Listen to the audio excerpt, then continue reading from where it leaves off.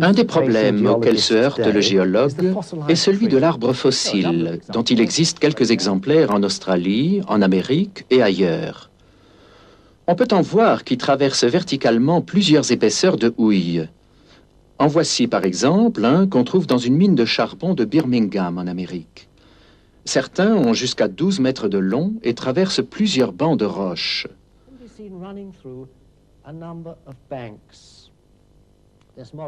Ce schéma donne une idée de tel cas. Ce qui est curieux, c'est qu'on nous dit qu'un seul de ces bancs aurait pu mettre des millions d'années pour se former. Si c'était le cas, cela aurait donc duré des millions d'années pour enterrer un arbre. Ce n'est pas possible, car l'arbre aurait pourri ou serait décomposé bien avant d'être complètement enterré. Comment alors expliquer ces fossiles? Un savant s'est penché sur ce problème, et l'épisode que vous allez voir vous donnera une idée des implications de son étrange et passionnante découverte. Pour suivre l'explication, il faut bien comprendre la différence entre une couche et un banc. Ici, vous voyez des bancs de couleur orange, jaune ou bleu. Dans chaque banc, vous pouvez apercevoir plusieurs strates. Ce que vous ne pouvez pas voir, par contre, ce sont les couches de sédiments. Vous ne pouvez les voir, car lorsque chaque couche de sédiments arrive, elle se divise en bancs, comme ce que vous voyez. Si vous pouviez voir les couches, elles ressembleraient en gros à ceci. À la fin du film, vous comprendrez pourquoi il est essentiel de comprendre la différence entre les bancs et les couches. Non seulement vous aurez la solution au problème de l'arbre fossile, mais cela vous expliquera aussi pourquoi la théorie de l'évolution s'effrite.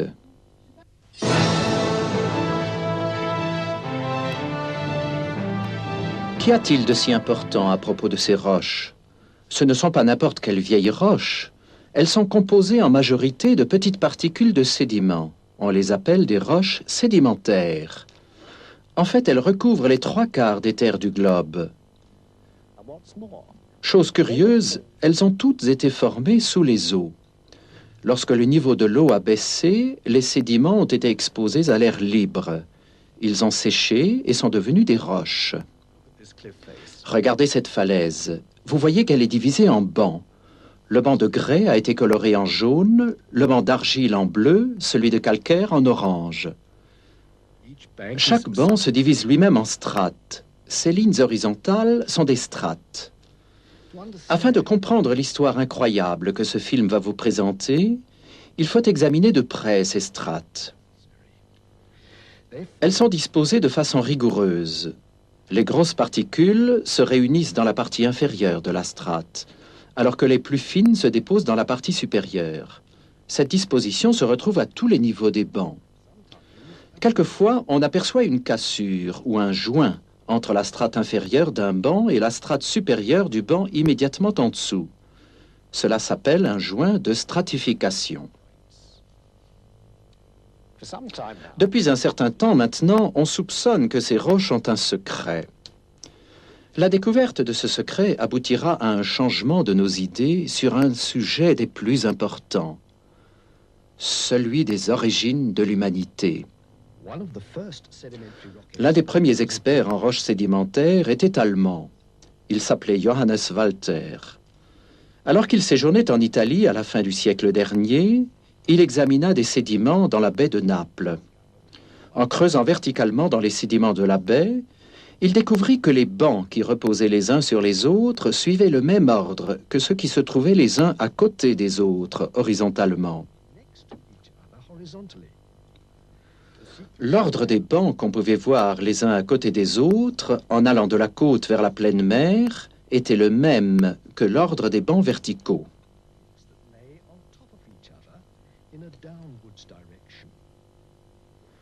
Il se rendit compte qu'on se trompait en affirmant que le banc du fond était nécessairement plus ancien que celui du dessus. il devenait clair que tous les bancs, ceux du dessus, ceux du milieu et ceux du fond, étaient encore en train de se former. Ils se formaient latéralement. Ainsi, une partie du banc supérieur avait le même âge qu'une partie du banc inférieur. Assez rapidement, Walter comprit la cause de cette formation latérale des bancs. Les particules de sédiments se déversant dans les mers, apportées par les rivières, les inondations et le vent, se trient entre elles selon leur taille. Les plus grosses particules, celles colorées en jaune, restent près de la côte. Les moins lourdes, en bleu, sont entraînées un peu plus loin, et les particules les plus fines, colorées en orange, sont emportées par les vagues et les courants encore plus loin. On peut voir que les couches de sédiments se déposent les unes à côté des autres. Les particules de sédiments dans les couches se trient suivant leur taille, dans les bancs de types variés de sédiments. Ceci pourrait être un banc de galets, celui-ci de grès, celui-ci d'argile. Ainsi, les bancs se forment latéralement. Ce morceau de banc, le plus proche de la côte, est plus ancien que ce morceau du même banc plus éloigné de la côte. Ainsi, cette partie du banc au fond a le même âge que cette partie du banc au-dessus.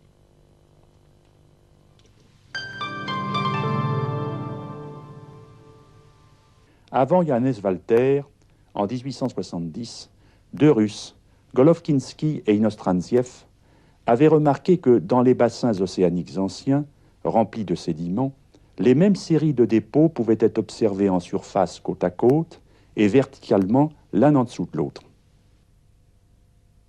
La caractéristique de ces dépôts ou faciès, c'est qu'ils sont parallèles à la pente du bassin. Ceux observés par Walter dans la baie de Naples ne le sont pas.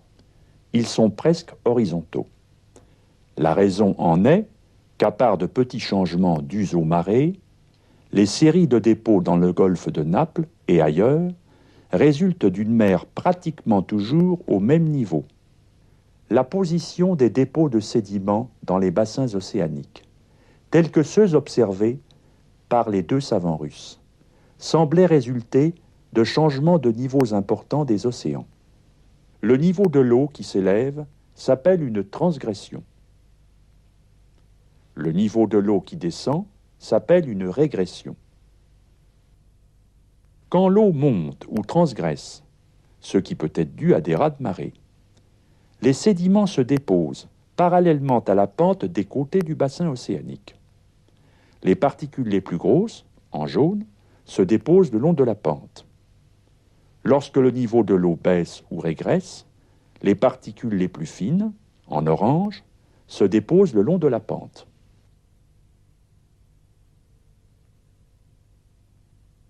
L'observation des bassins océaniques anciens, remplis de sédiments, montre par la position des dépôts ou faciès que les eaux, dans le passé, ont dû monter et descendre bien des fois en succession rapide.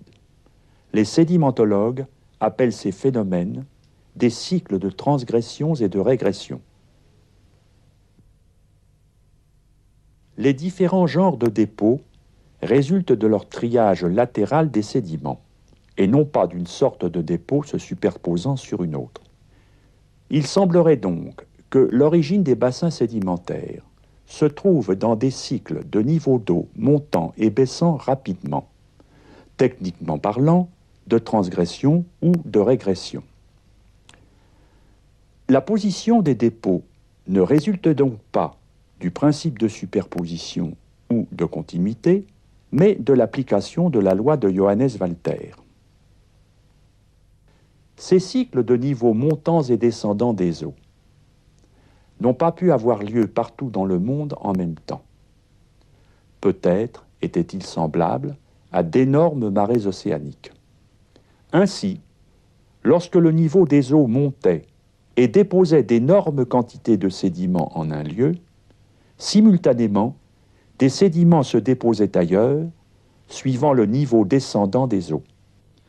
Les autres experts en roches sédimentaires réagirent alors en déclarant que la découverte de Johannes Walter expliquait seulement la formation des roches côtières. Mais à leur connaissance, les sédiments des profondeurs marines s'étaient déposés les uns au-dessus des autres.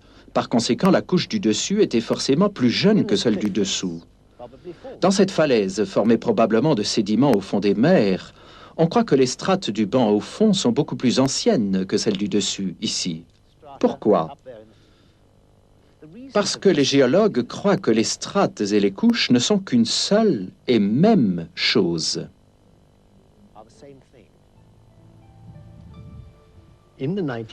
Dans les années 70 et 80, plusieurs échantillons de sédiments ont été ramenés en creusant le fond de l'océan Pacifique par le vaisseau le Glomar Challenger. Ces forages ont apporté la preuve que la découverte de Walter s'appliquait aussi bien aux sédiments provenant du fond des mers. Cela signifie que virtuellement toutes les roches sédimentaires du monde ont dû se former de la même façon. Qu'est-ce que cela signifie au juste? Tout simplement ceci. Prenez le Grand Canyon, celui du Colorado aux États-Unis. C'est le plus grand, le plus large, le plus profond, le plus long des canyons de la Terre. Sur ses côtes, on voit des bancs de sédiments, les uns sur les autres, sur toute l'épaisseur du bas jusqu'en haut. On dit que chaque banc indique un âge géologique. Mais ce que nous savons aujourd'hui, grâce à Johannes Walter et au forage du vaisseau le Glomar Challenger, indique que des parties de bancs différents peuvent avoir le même âge. Pourtant, certains ont beaucoup de mal à accepter cette découverte. Deux événements récents doivent lever tous ces doutes.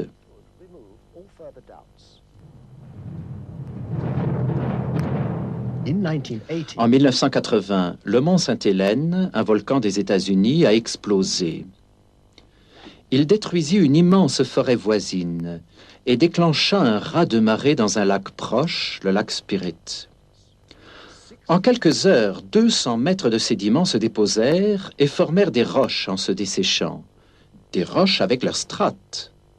Suite à l'explosion, la poussée d'énormes quantités de boue creusa un canyon à travers les roches avoisinantes, un canyon de plus de 30 mètres de profondeur et de 60 de large. Alors qu'on a cru qu'il fallait des millions d'années pour former des canyons et des strates dans les roches, ces deux formations géologiques se sont formées en quelques heures. Le deuxième événement a eu lieu dans un laboratoire. Un sédimentologue français, Guy Berthaud, a découvert deux faits d'importance capitale. Le premier est celui-ci. Le sable s'écoulant de façon continue, que ce soit dans le vide, dans l'air ou dans l'eau, se trie alternativement en dépôts de petites et de grosses particules, qui ressemblent à des couches mais n'en sont pas. Un deuxième fait est apparu durant les expériences que Guy Berthaud a dirigées à l'Université du Colorado. En observant le dépôt de sédiments entraîné par un courant d'eau circulant dans un canal à parois transparentes, il a constaté que lorsque la vitesse diminuait, les grosses particules sédimentaires se déposaient seules, tandis que lorsqu'elle augmentait, des laminets se formaient. Ainsi, le granoclassement répétitif, qui caractérise les strates, n'est pas obligatoirement, comme l'ont cru les géologues, l'effet de couches successives, mais il peut être aussi bien l'effet des variations de vitesse, du courant d'entraînement des sédiments. Une autre découverte intéressante est celle-ci. Les joints ou les cassures entre les strates résultent de la dessiccation ou de l'assèchement des sédiments. On pensait jusqu'alors que ces cassures étaient dues à l'interruption de l'arrivée de sédiments. On croyait que la surface de la dernière strate déposée s'était durcie et que des années plus tard, de nouveaux sédiments avaient recommencé à se déverser et qu'ainsi une nouvelle strate s'était formée au-dessus de l'ancienne. Cette explication doit être abandonnée à cause de deux nouvelles découvertes. D'abord, comme l'ont montré les forages du vaisseau le Glomar Challenger, les sédiments du fond de la mer ne durcissent jamais, sauf après 300 mètres d'épaisseur de dépôt.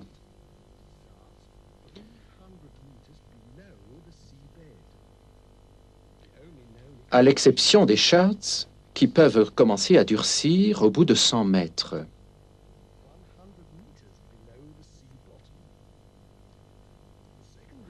L'autre découverte faite en laboratoire montre que lorsque le niveau de la mer baisse et que les sédiments humides sont exposés à l'air, des cassures surviennent entre certaines strates suivant le procédé de dessiccation. Aussi ces joints ou ces cassures ne dépendent-ils pas de la durée? Ces expériences ont été menées par une équipe de spécialistes au cours de nombreux mois dans des conditions rigoureuses, en laboratoire. Tout a été filmé et peut être vu librement. Ces expériences confirment un fait vital pour l'histoire de la sédimentologie.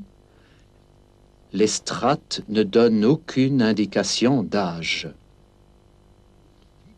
Guiberteau a montré que les strates que vous pouvez voir dans ces bancs dépendent de la vitesse du courant. Elles ne se déposent pas les unes sur les autres au cours des âges. Elles se forment latéralement de la même manière que les bancs. Ces expériences ont été reproduites à plus grande échelle. Elles ont alors été présentées au 14e Congrès international de sédimentologie dans le film documentaire qui va suivre.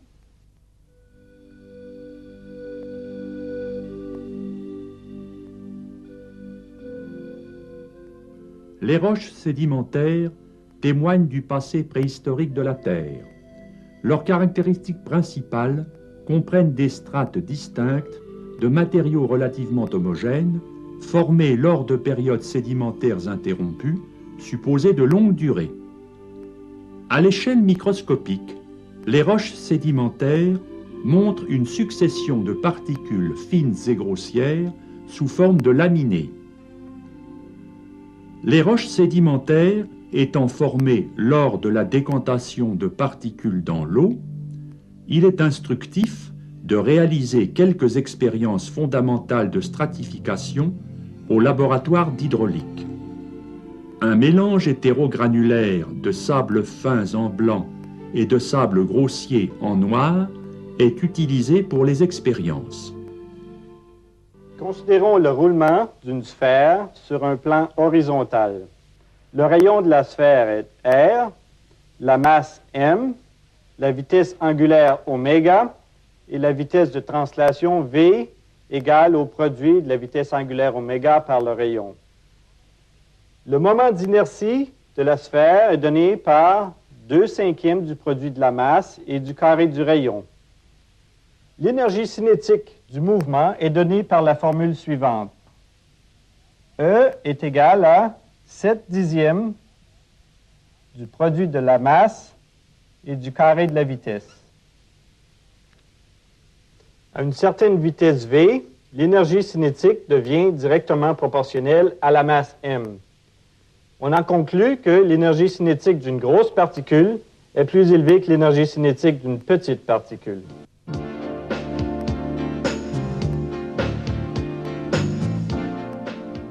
L'énergie cinétique accrue des grosses particules leur permet de franchir des perturbations de surface.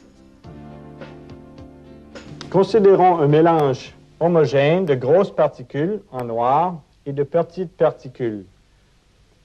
Lorsque le mélange est mis en déplacement transversal, les petites particules qui ont une énergie cinétique plus faible se déposent au pied de la couche en mouvement et les grosses particules roulent à la surface du dépôt de fines particules.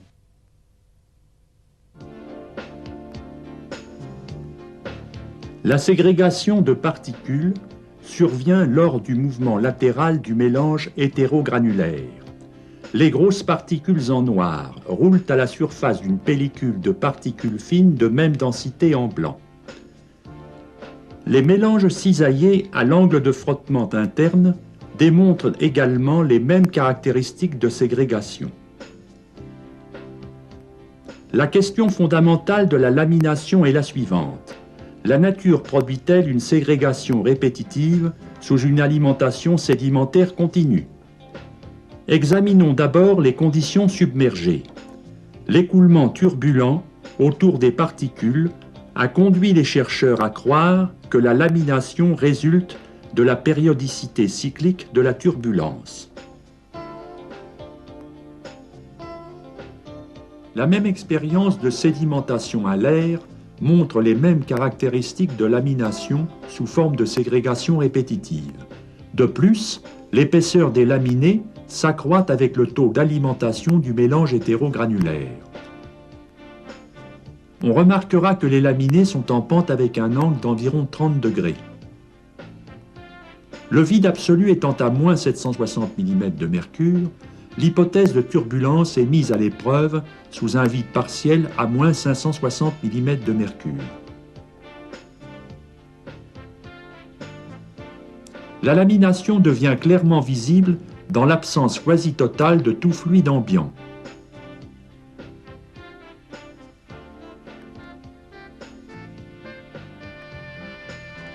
La lamination dépend donc essentiellement de l'interaction mécanique entre particules de taille différente, de formes différentes et de densités différentes.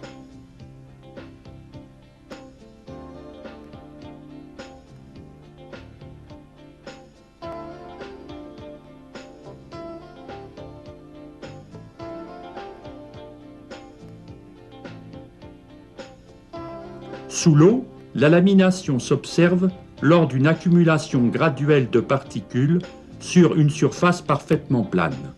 Regardez attentivement cette même séquence de lamination en mouvement accéléré.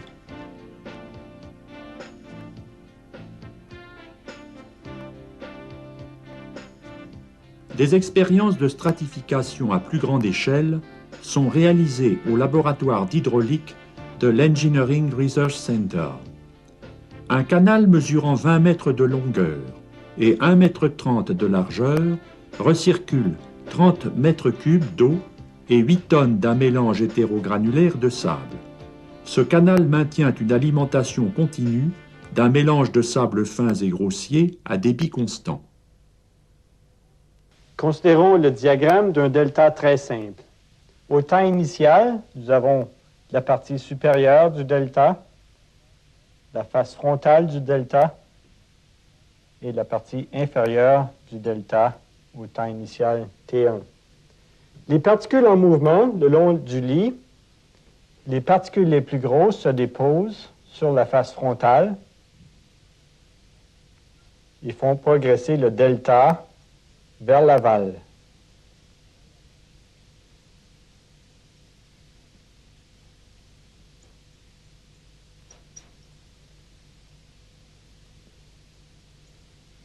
Les particules les plus fines se déposent sur la partie supérieure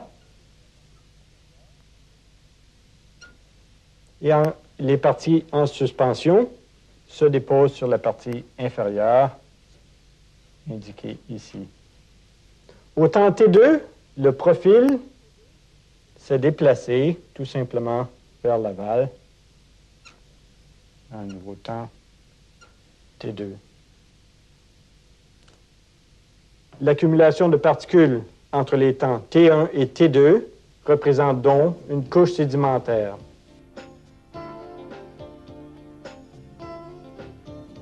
Ce delta typique progresse graduellement vers l'aval.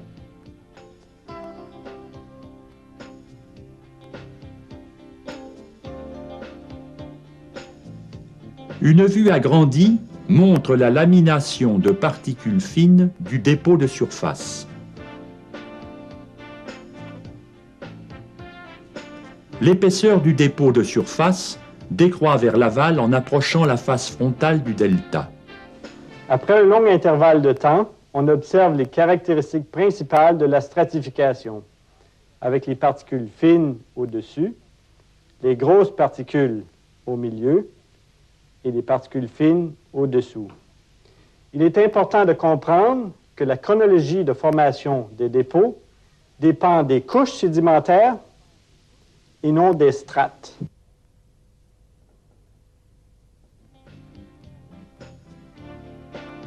Les isochrones correspondent donc à l'interface entre les couches successives et non à l'interface entre les strates. L'épaisseur des strates est fonction du changement de transport solide qui survient dans un écoulement graduellement varié.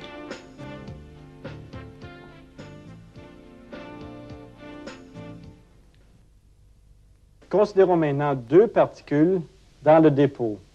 Une particule en A, dans la strate supérieure, et une particule B, dans la strate inférieure. La particule en A s'est déposée en un temps T1 antérieur à la particule B.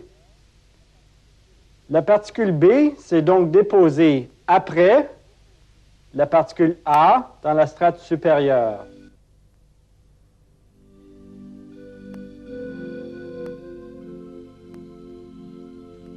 La profondeur d'écoulement est augmentée de façon très graduelle, tout en conservant des conditions identiques d'apport sédimentaire et de débit d'écoulement. Un dépôt substantiel s'accumule en fonction du temps, avec prédominance de delta, de dunes et de rides en phase divers de développement. Le dépôt séché à l'air d'un delta très simple montre les caractéristiques distinctes de la stratification en termes de superposition de strates de sable fin en blanc et de strates de sable grossier en noir.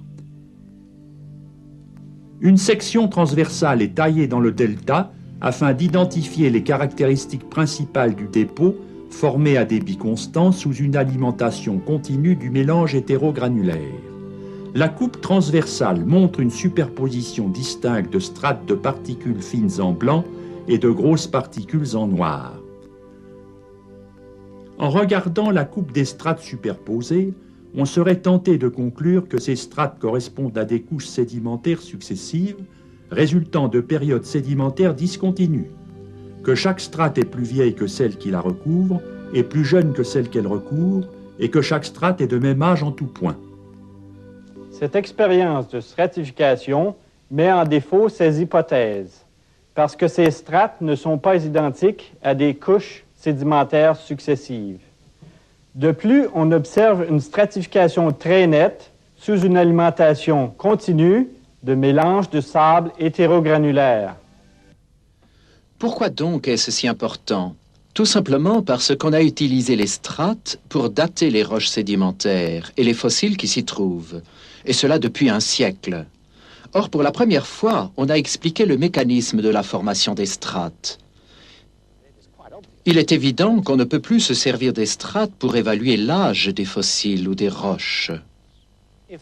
Certains fossiles des strates inférieures pourraient parfaitement être plus récents que ceux des strates supérieures. Voici quelques créatures maritimes qui vivent à des niveaux écologiques différents. Une grande quantité de sédiments se déverse et elles sont toutes recouvertes. Finalement, en l'absence d'air, elles peuvent se transformer en fossiles. Bien entendu, les animaux marins ensevelis dans la strate supérieure et ceux de la strate inférieure ont le même âge, puisqu'ils sont dans la même couche de sédiments. Ensuite, une autre épaisse couche de sédiments arrive et d'autres créatures maritimes sont emprisonnées. Mais le plus important est de comprendre que celles en haut de la couche précédente ont été ensevelies avant celles en bas de la dernière couche. Ainsi, ce fossile là-haut est plus ancien que celui-là en bas. Voici le directeur du programme de recherche qui s'explique lui-même. La théorie de l'évolution se base sur la croyance qu'une succession d'espèces fossilisées au cours de longues périodes géologiques démontre qu'il y a eu un progrès évolutif entre les espèces. Comme nous venons de le voir, et comme cela a été reproduit au laboratoire, les couches formées par l'arrivée des sédiments ont été à tort identifiées à des strates. L'échelle des temps géologiques et la succession chronologique des espèces ont été calculées sur cette interprétation erronée, celle qui assimilait les strates à des couches successives de sédiments. Une même couche de sédiments peut être divisée en partie de plusieurs strates. Les plus récentes observations et expérimentations, dont les nôtres, montrent que la configuration des dépôts stratifiés est fonction des conditions hydrauliques. Cela permet, à l'inverse, de déterminer, à partir de la configuration des roches sédimentaires, les conditions hydrauliques de leur genèse. De ce fait, l'échelle des temps géologiques est remise en question dans ses fondements, et par conséquent, la succession chronologique des fossiles induisant la théorie de l'évolution. La position des fossiles dans les roches pouvant correspondre à la zonation écologique des espèces marines.